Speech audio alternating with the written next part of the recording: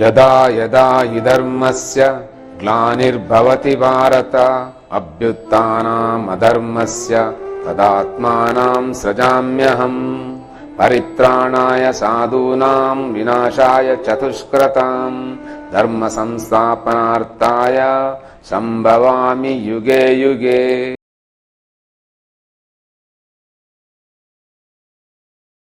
ಭಾರತೀಯ ಸನಾತನಿ ಹಿಂದೂ ಧರ್ಮದ ಎಲ್ಲ ಸಹೃದಯ ಬಂಧುಗಳಿಗೆ ಆಧ್ಯಾತ್ಮ ಚಿಂತನಾ ರಹಸ್ಯ ಸರಣಿಗೆ ಸ್ವಾಗತ. ವಿಷ್ಣುವಿನ ದಶಾವತಾರಗಳಲ್ಲಿ ಒಂದಾದಂಥ ಬೌದ್ಧಾವತಾರ, ಇದು ಪ್ರತಿಯೊಬ್ಬರ ಜೀವನದಲ್ಲಿ 60ರಿಂದ 75 ವರ್ಷದ ತನಕ ಬರುವಂಥ ಒಂದು ಅವಸ್ಥೆ. ಇನ್ನು ಈ ಅವಸ್ಥೆಯ ಆ ಸಾಧನೆ ಏನುಂಟು, ಆ ಸ್ಥಿತಿಗೆ ಅದಕ್ಕಿಂತ ಮೊದಲೇ ಮುಟ್ಟುವುದು ಹೇಗೆ, ಇಂಥ ಒಂದು ಸಾಧನೆಯನ್ನು 2500 ವರ್ಷಗಳ ಹಿಂದೆ ಗೌತಮ ಬುದ್ಧ ಮಾಡ್ತಾನೆ. ಇಂಥ ಗೌತಮ ಬುದ್ಧನ ಆ ಬೌದ್ಧಾವತಾರದ ಸಾಧನೆಯ ಬಗ್ಗೆ ಹಿಂದಿನ ತುಂಬ ಸಂಚಿಕೆಯಲ್ಲಿ ಬೇರೆ ಬೇರೆ ಮಜಲುಗಳಿಂದ ಚಿಂತನೆಗಳನ್ನು ನಡೆಸಿದ್ದೇವೆ. ಹಾಗೆಯೇ ಇಲ್ಲಿ ದೇಹ ಭಾವವನ್ನು ಬಿಟ್ಟು ಬುದ್ಧ ನಿಂತ, ಲಿಂಗ ಶರೀರಿಯಾಗಿ ನಿಂತ, ಶೂನ್ಯದ ಸ್ಥಿತಿಯಲ್ಲಿ ನಿಂತ ಅಥವಾ ಒಂದು ನಿರ್ವಿಕಲ್ಪ ಸಮಾಧಿ ಸ್ಥಿತಿಯಲ್ಲಿ ನಿಂತ ಅಂತ. ಇಂಥ ಒಂದು ಸ್ಥಿತಿಯಲ್ಲಿ ನಿಲ್ಲುವಾಗ ದೇಹ ಭಾವವೇ ಇಲ್ಲದೆ ಇರುವಂಥ ಒಂದು ಸ್ಥಿತಿ ನಮ್ಮೊಳಗೆ ಜಾಗೃತಗೊಂಡಾಗ ಏನಾಗ್ತದೆ? ಇದೇ ರೀತಿ ಗೌತಮ ಬುದ್ಧನ ನಂತರ ಸುಮಾರು 400 ವರ್ಷಗಳು, ಅಂದರೆ ನಾಥ ಪಂಥದವರು ಬರುವುದಕ್ಕಿಂತ ಮೊದಲು ಬೌದ್ಧ ಧರ್ಮದ ಪ್ರಭಾವದಿಂದ ಇಡೀ ಭಾರತೀಯ ಸನಾತನಿ ಹಿಂದೂ ಧರ್ಮ ಅದು ಪೂರ್ತಿ ಬೌದ್ಧಾವತಾರಕ್ಕೆ ತಿರುಗ್ತಾ ಹೋಯಿತು. ಇದಕ್ಕೆ ಪೂರಕವಾಗಿ ಚಕ್ರವರ್ತಿ ಅಶೋಕನು ಆ ಬೌದ್ಧ ಧರ್ಮದ ಪ್ರಚಾರದಲ್ಲಿ ತೊಡಗಿದ. ಹೀಗೆ ಭಾರತ ಪೂರ್ತಿ ಬೌದ್ಧ ಧರ್ಮದ ಕಡೆಗೆ ವಾಲ್ತಾ ಇರುವಂತಹ ಸ್ಥಿತಿಯಲ್ಲಿ ಗುಂಪು ಗುಂಪಾಗಿ ಬೌದ್ಧ ಭಿಕ್ಕುಗಳು ಭಿಕ್ಷಾಟನೆಯನ್ನು ಮಾಡ್ತಾ ಇಡೀ ಭಾರತವನ್ನು ಸಂಚರಿಸುವಂಥ ಆ ಕಾಲದಲ್ಲಿ ಎಲ್ಲರೂ ಆ ಬೌದ್ಧ ಧರ್ಮದ ಸಾಧನೆಯಲ್ಲಿ ನಿರತರಾಗಿದ್ದಂಥ ಸಮಯದಲ್ಲಿ ನಮ್ಮ ಒಳಗೆ ದೇಹ ಭಾವವೇ ಇಲ್ಲದೆ ಇರುವಂಥ ಒಂದು ಸ್ಥಿತಿ ನಿರ್ಮಾಣ ಆಗ್ತದೆ. ಈ ಸ್ಥಿತಿಯಲ್ಲಿ ಇಲ್ಲಿ ಯಾವುದೂ ಇಲ್ಲ, ಬರೀ ಒಂದು ಶೂನ್ಯದ ಒಂದು ಸ್ಥಿತಿ. ಇಂಥ ಸ್ಥಿತಿಯಲ್ಲಿಯೂ ನಮಗೆ ದೇಹ ಇರ್ತದೆ, ದೇಹದ ಪ್ರತಿಯೊಂದು ಕ್ರಿಯೆಗಳು ನಡೀತಾ ಇರ್ತದೆ, ಆದರೆ ದೇಹ ಭಾವ ಇಲ್ಲ ಅಂತ. ಇಂಥ ದೇಹ ಭಾವ ಇಲ್ಲದ ಸ್ಥಿತಿಯಲ್ಲಿಯೂ ನಮ್ಮ ಶರೀರದಲ್ಲಿ ಬ್ರಹ್ಮ ಗ್ರಂಥಿ, ವಿಷ್ಣು ಗ್ರಂಥಿ, ರುದ್ರ ಗ್ರಂಥಿ ಅಂತ ಇದೆ. ಬ್ರಹ್ಮ ಗ್ರಂಥಿಯ ಪ್ರಕಾರ ಶರೀರ ಮತ್ತೆ ಶರೀರದ ವಂಶವಾಹಿನಿಯಲ್ಲಿರುವಂತಹ ಮಾಹಿತಿ ಅಂತೇಳಿ ಶಾರದೆ. ಸೊ ಇವರಿಲ್ಲಿ ಒಟ್ಟಿಗೆ ಇರುವುದು ಎಲ್ಲಿ? ಬ್ರಹ್ಮಲೋಕದಲ್ಲಿ, ಸತ್ಯಲೋಕದಲ್ಲಿ. ಅದೇ ರೀತಿ ಇನ್ನು ವೈಕುಂಠದಲ್ಲಿ ವಿಷ್ಣು ಮತ್ತೆ ಲಕ್ಷ್ಮಿ ಒಟ್ಟಿಗೆ ಇರುವುದು. ಇದು ಅನಾಹತ ಚಕ್ರದ ಕತೆ, ಭಾವನೆಯ ಕತೆ, ನವರಸಗಳ ಕತೆ. ಇನ್ನು ಅದೇ ರೀತಿ ವಿಶುದ್ಧಿ ಚಕ್ರದಿಂದ ಆಜ್ಞಾ ಚಕ್ರದವರೆಗಿರುವಂತಹ ರುದ್ರ ಗ್ರಂಥಿಯಲ್ಲಿ ಶಿವನು ಪಾರ್ವತಿಯು ಒಟ್ಟಿಗೆ ಇರುವುದು ಎಲ್ಲಿ? ಕೈಲಾಸದಲ್ಲಿ. ಇನ್ನು ದೇಹ ಭಾವವೇ ಇಲ್ಲದೆ ಇರುವಂಥ ಒಂದು ಸ್ಥಿತಿಯನ್ನು ಒಬ್ಬ ಅನುಭವಿಸಿದ್ರೆ, ಒಂದು ಶೂನ್ಯತ್ವದ ಸ್ಥಿತಿಯನ್ನು ಒಬ್ಬ ಅನುಭವಿಸ್ತಾ ಇದ್ದಾನಂತ ಆದರೆ ಆಗ ಅವನಿಗೆ ಈ ಲಿಂಗ ಶರೀರ ಮತ್ತೆ ಭೌತ ಶರೀರ ಒಂದರೊಳಗೆ ಒಂದು ವಿಲೀನಗೊಂಡು ಇಲ್ಲ ಅಂತ ಅನ್ನಿಸ್ತದೆ. ಈಗಲೂ ಹಾಗೆ ಭೌತ ಶರೀರ ಮತ್ತೆ ಲಿಂಗ ಶರೀರ ಎಲ್ಲಿಯೂ ಒಂದಕ್ಕೊಂದು ಅಂಟಿಕೊಂಡಿಲ್ಲ. ಅದು ತಾವರ ಎಲೆಯ ಮೇಲಿನ ನೀರಿನ ಹಾಗೆ ಒಂದಕ್ಕೊಂದು ಅಂಟಿಕೊಂಡಿಲ್ಲ, ಆದರೆ ಒಟ್ಟಿಗೆ ಇದೆ. ಹೀಗೆ ಈ ಒಟ್ಟಿಗೆ ಇರುವಂಥ ಯಾವ ಸ್ಥಿತಿ ಉಂಟು ಆ ಸ್ಥಿತಿ ಇಲ್ಲಿ ಇಲ್ಲದ ಹಾಗೆ ಕಾಣ್ತದೆ. ಆದ್ದರಿಂದ ಭೃಗು ಋಷಿ, ಇದು ಪೂರ್ತಿ ಭೃಗುವಿನ ಸ್ಥಿತಿಯ ಕತೆ. ಅಂದ್ರೆ ಕಾಲಿನ ಅಡಿಯಲ್ಲಿ ಕಣ್ಣಿರುವವರು ಅಂತ. ಈ ಕಾಲಿನ ಅಡಿಯಲ್ಲಿ ಕಣ್ಣಿರುವವರು ಅಂತ ಹೇಳಿದ್ರೆ ಕಾಲಿನ ಅಡಿಯಲ್ಲಿ ಕಣ್ಣಿದ್ದು ಏನು ಪ್ರಯೋಜನ? ಇದು ಆ ಕಣ್ಣಲ್ಲ, ನಾವು ಹೇಳುವ ಹಾಗೆ ಕಣ್ಣಲ್ಲ. ಇದು ನಮ್ಮ ಲಿಂಗ ಶರೀರದ ದಕ್ಷಿಣ ಧ್ರುವ ತನಕ ಅವನಿಗೆ ಕಾಣ್ತದೆ ಅಂತ. ಇಡೀ ಲಿಂಗ ಶರೀರವನ್ನು ನೋಡ್ತಾ ಇದ್ದಾನೆ, ಲಿಂಗ ಶರೀರಿಯಾಗಿ ನಿಂತಿದ್ದಾನೆ ಅಂತ ಸ್ಥಿತಿಯ ಕತೆ ಇದು. ಹೀಗೆ ಲಿಂಗ ಶರೀರಿಯಾಗಿ ನಿಂತಾಗ ಶರೀರಕ್ಕೆ ಎಲ್ಲಿಯೂ ಅಂಟಿಕೊಂಡು ಇಲ್ಲದೆ ಇರುವಂತಹ ಸ್ಥಿತಿಯನ್ನು ಅನುಭವಿಸ್ತಾ ಇರುವಾಗ ಭೃಗು ಬ್ರಹ್ಮಲೋಕಕ್ಕೆ ಹೋಗ್ತಾನೆ. ಇದಕ್ಕಿಂತ ಹಿಂದೆ ಸಪ್ತರ್ಷಿಗಳು ಎಲ್ಲರೂ ಶಿವಶಕ್ತಿ ಯುಕ್ತವಾದಂತಹ ಸ್ಥಿತಿ, ಲಕ್ಷ್ಮಿ ಮತ್ತೆ ವಿಷ್ಣು ಒಟ್ಟಿಗೆ ಇರುವಂತಹ ಸ್ಥಿತಿ, ಶಾರದೆ ಮತ್ತೆ ಬ್ರಹ್ಮ ಒಟ್ಟಿಗೆ ಇರುವಂತಹ ಸ್ಥಿತಿಯನ್ನು ಎಲ್ಲರೂ ಒಪ್ಪಿಕೊಂಡಿದ್ದಾರೆ. ಆದರೆ ಭೃಗು ಮಾತ್ರ ಇಲ್ಲಿ ಅದನ್ನು ಒಪ್ಪುವುದಿಲ್ಲ. ಯಾಕಂತೇಳಿ ಭೃಗುವಿನ ಆ ಕಾಲಿನ ಅಡಿಯಲ್ಲಿರುವಂತಹ ಕಣ್ಣಿನ ಆ ಅಹಂಕಾರದಿಂದಾಗಿ ಅವನಿಗೆ ಒಪ್ಲಿಕ್ಕೆ ಆಗುವುದಿಲ್ಲ. ಹೀಗೆ ಭೃಗು ಬ್ರಹ್ಮಲೋಕಕ್ಕೆ ಹೋಗ್ತಾನೆ. ಬ್ರಹ್ಮಲೋಕಕ್ಕೆ ಹೋಗುವಾಗ ಬ್ರಹ್ಮ ಮತ್ತೆ ಶಾರದೆ ಇಬ್ಬರು ಒಟ್ಟಿಗೆ ಇದ್ದಾರೆ. ಹಾಗೆ ಶಾರದೆ ವೀಣೆಯನ್ನು ನುಡಿಸ್ತಾ ಇದ್ದಾಳೆ. ಬ್ರಹ್ಮ 4 ತಲೆಗಳಿಂದ 4 ವೇದಗಳನ್ನು ಪಠಿಸ್ತಾ ಇದ್ದಾನೆ. ಇದನ್ನು ಕಂಡಂತ ಭೃಗು ಋಷಿ ನಿಮಗೆ ಪೂಜೆಯೇ ಇಲ್ಲದೆ ಹೋಗ್ಲಿ ಅಂತ ಶಾಪ ಕೊಟ್ಟ. ಇನ್ನಿಲ್ಲಿ ಬ್ರಹ್ಮ ಮತ್ತು ಶಾರದೆಯನ್ನು ಪೂಜಿಸುವ ವಿಷಯ ಬರುವುದಿಲ್ಲ, ಯಾಕಂದ್ರೆ ಬ್ರಹ್ಮನಿಗೆ ಪೂಜೆ ಇಲ್ಲ. ಇನ್ನು ಅದೇ ರೀತಿ ಕೈಲಾಸಕ್ಕೆ ಹೋಗ್ತಾನೆ. ಕೈಲಾಸದಲ್ಲಿ ನೋಡುವಾಗ ಅಲ್ಲಿ ಶಿವ ಮತ್ತೆ ಪಾರ್ವತಿ ಇಬ್ಬರು ತಾಂಡವ ನೃತ್ಯದಲ್ಲಿ ತೊಡಗಿದ್ದಾರೆ. ಶಿವನ ತಾಂಡವ ಶಕ್ತಿಯ ಲಾಸ್ಯ ಅಂತ. ಈಗ ಇದು ಲಿಂಗ ಶರೀರದಲ್ಲಿ ನರ್ತಿಸುವ ಕತೆ. ಆ ಶಿವಶಕ್ತಿ ಯುಕ್ತವಾಗಿ ಹೇಗೆ ನಮ್ಮ ಒಳಗೆ ಅದು ಕಾರ್ಯಾಚರಿಸ್ತಾ ಉಂಟು ಅಂತ ಹೇಳಿದ್ರೆ ಅದು ನಿರಂತರ ನೃತ್ಯದಲ್ಲೇ ಇರುವುದಂತ.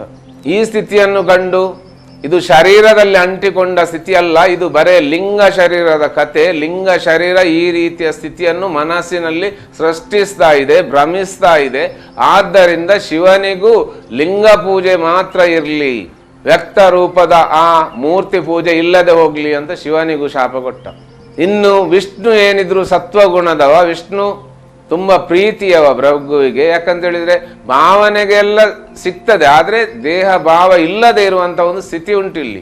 ಭೃಗು ವೈಕುಂಠಕ್ಕೆ ಹೋಗ್ತಾನೆ. ವೈಕುಂಠದಲ್ಲಿ ನೋಡುವಾಗ ವಿಷ್ಣು ಶೇಷಶಯನನಾಗಿ ಮಲಗಿದ್ದಾನೆ. ವಿಷ್ಣುವಿನ ವೃಕ್ಷಸ್ಥಳದಲ್ಲಿ ಲಕ್ಷ್ಮಿ ಇದ್ದಾಳೆ ಅಂತ ಹೇಳಿದ್ರೆ ಅವರಿಬ್ಬರು ಒಬ್ಬರೊಳಗೊಬ್ಬರು ವಿಲೀನಗೊಂಡು ನಿಂತಿದ್ದಾರೆ. ಇದನ್ನು ಕಂಡಂತ ಭೃಗು ಸಿಟ್ಟಿನಿಂದ ಹೋಗಿ ವಿಷ್ಣುವಿನ ಎದೆಗೆ ಮೆಟ್ತಾನೆ. ಎದೆಗೆ ಮೆಟ್ಟಿದ ತಕ್ಷಣ ಲಕ್ಷ್ಮಿ ಅಲ್ಲಿಂದ ಇಳಿದು ಹೊರಗೆ ಬರ್ತಾಳೆ. ಆ ಕ್ಷಣವೇ ವಿಷ್ಣು ಭೃಗುವಿನ ಕಾಲನ್ನು ಗಟ್ಟಿಯಾಗಿ ಹಿಡಿದುಕೊಂಡು ನನ್ನ ಎದೆಗೆ ಒದ್ದದ್ದರಿಂದ ನಿಮ್ಮ ಪಾದಕ್ಕೆ ನೋವಾಯಿತಾ ಅನ್ನುವಂಥ ಆ ಭಾವದಿಂದ 2 ಪಾದಗಳನ್ನು ಹೀಗೆ ಒತ್ತುತ್ತಾ ಪಾದದ ಅಡಿಯಲ್ಲಿದ್ದಂಥ ಕಣ್ಣನ್ನು ಬೆರಳಿನಿಂದ ಕುಟ್ಟಿ ತೆಗಿತಾನೆ. ಈ ಕಾಲಿನ ಅಡಿಯಲ್ಲಿರುವಂತಹ ಕಣ್ಣು ಹೋದ ತಕ್ಷಣ ಭೃಗುವಿನ ಅಹಂಕಾರ ಇಳಿಯುತ್ತದೆ.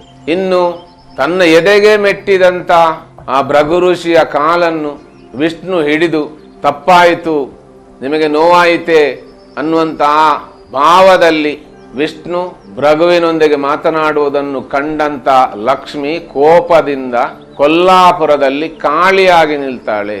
ಹೀಗೆ ಕಾಳಿಯಾಗಿ ನಿಂತಂತ ಆ ಕೊಲ್ಲಾಪುರ ಮಹಾಲಕ್ಷ್ಮಿಯ ಆ ಸಾನ್ನಿಧ್ಯಕ್ಕೆ, ಆ ಮಹಾಕಾಳಿಯ ಸಾನ್ನಿಧ್ಯಕ್ಕೆ, ಇದು ದೇವಸ್ಥಾನವು ಪೂರ್ತಿಯಾಗಿ ಜೈನ ಧರ್ಮ ಇದಕ್ಕೆ ಸಂಬಂಧಪಟ್ಟದ್ದು. ಯಾಕಂತ ಹೇಳಿದ್ರೆ ಕೊಲ್ಲಾಪುರದ ದೇವಸ್ಥಾನದ ಒಳಭಾಗದಲ್ಲಿ ಮೇಲಂತಸ್ತಿನಲ್ಲಿ ಪೂರ್ತಿ ತೀರ್ಥಂಕರರ ಕೆತ್ತನೆಗಳಿದೆ. ಹಾಗಂತೇಳಿ ಹಿಂದೆ ಈ ಜೈನ ಮತ್ತೆ ಬೌದ್ಧ ಹಾಗೆ ಹಿಂದೂ ಧರ್ಮದ ಎಲ್ಲ ವ್ಯವಸ್ಥೆಗಳದ್ದು ಬೇರೆ ಬೇರೆ ಅಲ್ಲ, ಸಾಧನೆಯ ಮಾರ್ಗಗಳು. ಇವತ್ತು ನಾವು ಅದನ್ನು ಬೇರೆ ಬೇರೆ ಆಗಿ ಕಾಣ್ತಾ ಇದ್ದೇವೆ, ಇಲ್ಲದಿದ್ರೆ ಇದೆಲ್ಲವೂ ಸಾಧನೆಯ ಮಾರ್ಗಗಳು. ಇಂಥ ಸಾಧನೆಯ ಮಾರ್ಗದಲ್ಲಿ ಈಗ ದೇಹ ಭಾವವೇ ಇಲ್ಲದೆ ಇರುವಂತಹ ಸ್ಥಿತಿಯನ್ನು ಅನುಭವಿಸಿದಾಗ ಪ್ರತಿಯೊಬ್ಬರ ಒಳಗಿರುವಂತ ಆ ಲಕ್ಷ್ಮಿ ಕೊಲ್ಲಾಪುರದಲ್ಲಿ ಕಾಳಿಯಾಗಿ ನಿಂತಳು.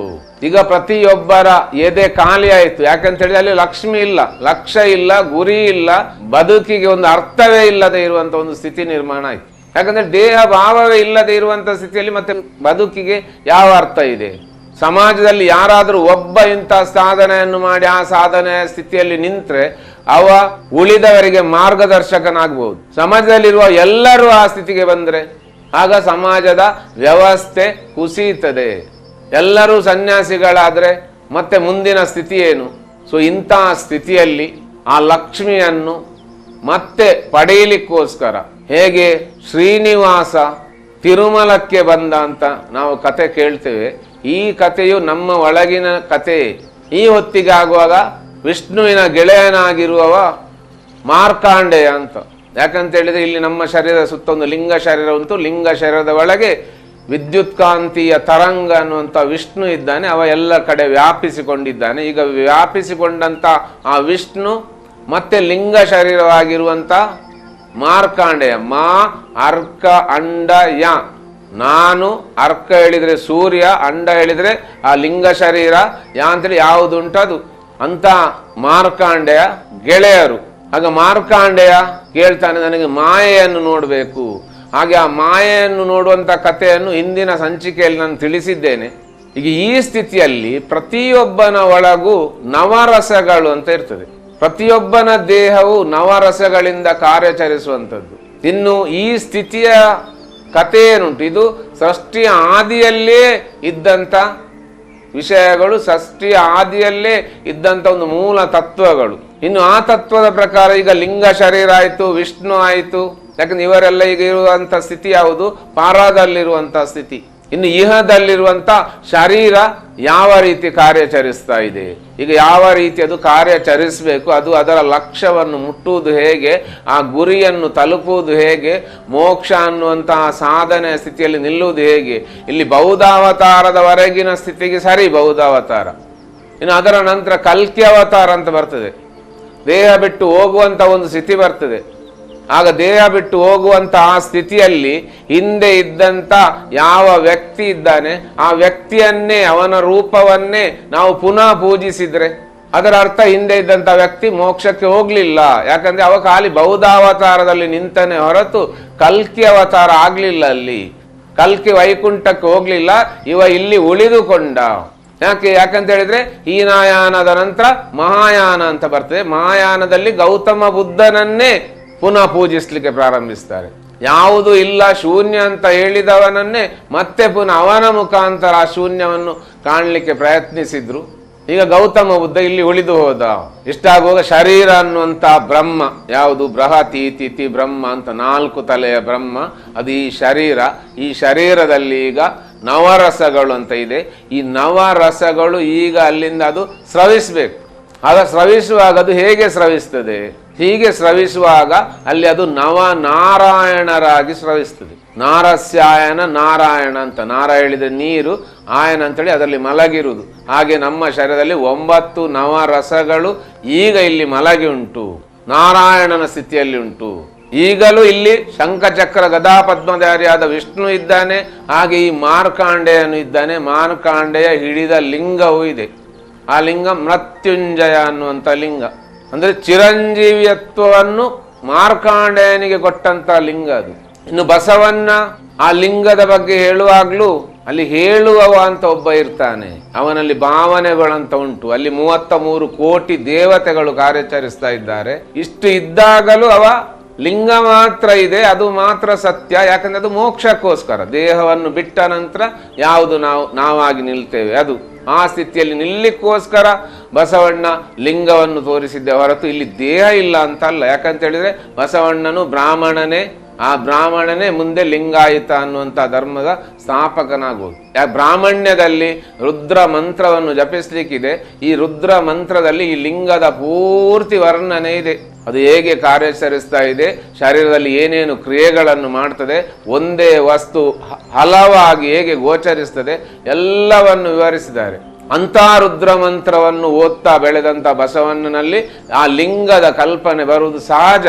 ಹಾಗಂತೇಳಿ ಅದು ಒಂದೇ ದಾರಿಯಲ್ಲ, ಇಲ್ಲಿ ಹಲವು ದಾರಿಗಳಿದೆ. 18 ಪುರಾಣಗಳು ನಮ್ಮಲ್ಲಿ ಕಾರ್ಯಾಚರಿಸುವಾಗ ನಾವು ಅದರಲ್ಲಿ ಯಾರಾಗಿ ನಿಂತೆವು, ಯಾವುದಾಗಿ ನಿಂತೆವು, ಯಾವುದು ನಮ್ಮಲ್ಲಿ ಅಭಿವ್ಯಕ್ತಗೊಂಡಿತ್ತು, ಆ ಸ್ಥಿತಿ ನಮ್ಮದು. ಇಂತಹ ಸ್ಥಿತಿಯಲ್ಲಿ ಈಗ ಬ್ರಹ್ಮನ ವೀರ್ಯ ಸ್ಖಲನ ಆಗ್ತದೆ. ಈ ವೀರ್ಯದಿಂದ ನವನಾರಾಯಣರು ಈ ಭೂಮಿಯಲ್ಲಿ ಹುಟ್ಟಿ ಬರುವಂತ ಒಂದು ಕತೆ. ಈ ಕತೆ ನಿಮಗೆಲ್ಲ ಗೊತ್ತಿರುವಂತದ್ದೇ ಕತೆ. ಹಾಗೆ ಮೀನಿನ ಬಾಯಿಯಿಂದ ಮತ್ಸ್ಯೇಂದ್ರನಾಥ ಬಂದ, ಸೆಗಣಿಯ ಗುಂಡಿಯಿಂದ ಗೋರಕ್ಷನಾಥ ಹುಟ್ಟಿ ಬರ್ತಾನೆ. ಇನ್ನು ರಾಜನ ಮಗನಾಗಿ ಚೌರಂಗಿನಾಥ ಬರ್ತಾನೆ. ಹೀಗೆ ನವನಾಥರು ಇಲ್ಲಿ ಬರ್ತಾರೆ. ಇಂದಿನ ಸಂಚಿಕೆಯ ಉಳಿದ ಭಾಗವನ್ನು ಮುಂದಿನ ಸಂಚಿಕೆಯಲ್ಲಿ ತಿಳಿಸ್ತೇನೆ. ಈ ಸಂಚಿಕೆಯನ್ನು ಕೇಳಿದಂತ ನೋಡಿದಂತ ಎಲ್ಲ ಸಹೃದಯ ಬಂಧುಗಳಿಗೆ ಅನಂತ ಅನಂತ ಕೃತಜ್ಞತೆಗಳು, ಅನಂತ ಅನಂತ ಪ್ರಣಾಮಗಳು.